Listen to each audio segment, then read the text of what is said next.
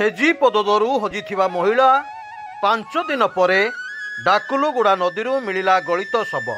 ରାୟଗଡ଼ା ଜିଲ୍ଲା ମୁନିଗୁଡ଼ା ଥାନା ଅନ୍ତର୍ଗତ ଡାକୁଲଗୁଡ଼ା ନଦୀରୁ ଜଣେ ମହିଳାଙ୍କର ଗଳିତ ଶବ ଉଦ୍ଧାର ହେବା ପରେ ଅଞ୍ଚଳରେ ଚାଞ୍ଚଲ୍ୟ ସୃଷ୍ଟି ହୋଇଛି। ମୃତକଙ୍କ ପରିଚୟ ବିଷମକଟ ଥାନା ଅନ୍ତର୍ଗତ ଭେଜିପଦା ଗ୍ରାମର ବିଶ୍ୱନାଥ କାଡ୍ରାଙ୍କ ପତ୍ନୀ ତିଲୋ କାଡ୍ରାଙ୍କା, ବୟସ 60 ବର୍ଷ ବୋଲି ଜଣାପଡ଼ିଛି। ସେ 5 ଅକ୍ଟୋବର ସକାଳୁ ଘରୁ ବାହାରି ଯାଇଥିଲେ ଏବଂ ଫେରି ନଥିଲେ। ପରିବାର ପକ୍ଷରୁ ବିଷମକଟକ ଥାନାରେ ଏକ ନିଖୋଜ ରିପୋର୍ଟ ଦାଖଲ କରାଯାଇଥିଲା। ଗତକାଲି ଡାକୁରାଗୁଡ଼ା ନଦୀରେ ଗ୍ରାମବାସୀ ଏକ ମହିଳାଙ୍କର ଶବ ଭାସୁଥିବାର ଦେଖି ପୁଲିସକୁ ଖବର ଦେଇଥିଲେ। ଖବର ପାଇ ଏଏସ୍ଆଇ ଫକିର ମେହମଦ ଅହମ୍ମଦଙ୍କ ନେତୃତ୍ୱରେ ମହିଳା କନେଷ୍ଟବଳ ସୁବାସିନୀ ରାୟଙ୍କ ସହ ଏକ ପୁଲିସ ଟିମ୍ ଘଟଣାସ୍ଥଳରେ ପହଞ୍ଚି ଶବକୁ ଉଦ୍ଧାର କରିଥିଲେ।